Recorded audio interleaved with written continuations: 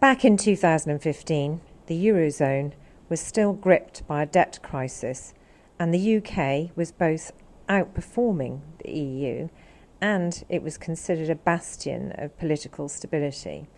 The UK economy grew 3.2% in 2014 and 2.3% in 2016 until, of course, the Brexit referendum in June 2016.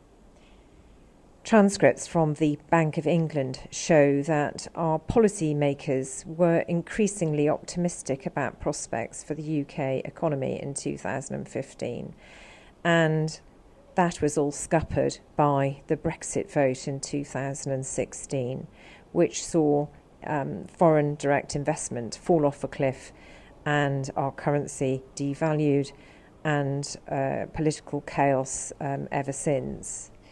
At the same time, we have had a contribution from Sadiq Khan, the London Mayor.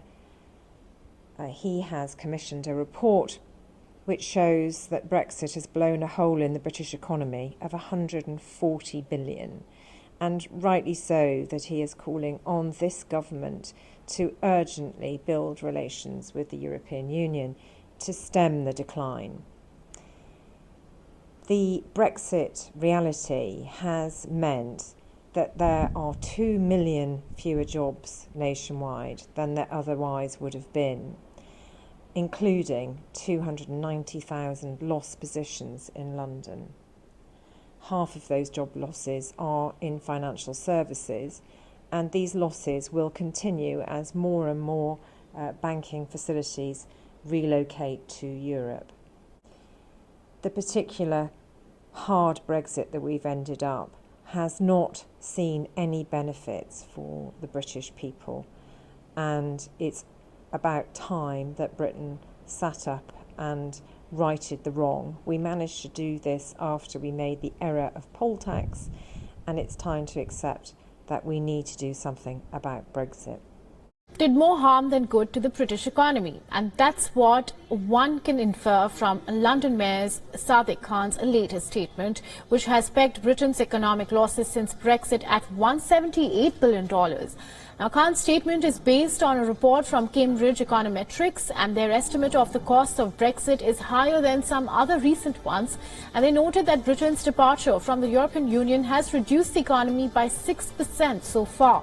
They added that Brexit can lower economic growth in Britain by 0.4 percentage points between now and 2035, and lower employment levels by 3 million by 2035 and reduce investment by a third.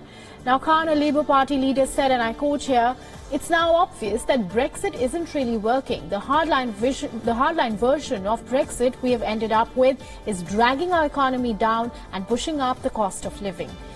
Now, the COVID-19 pandemic has complicated any economic assessment of Brexit. Net migration to Britain has soared as a new system of work visas led to a rise in immigration, outweighing a fall in the number of immigrants from the EU who previously did not need visas.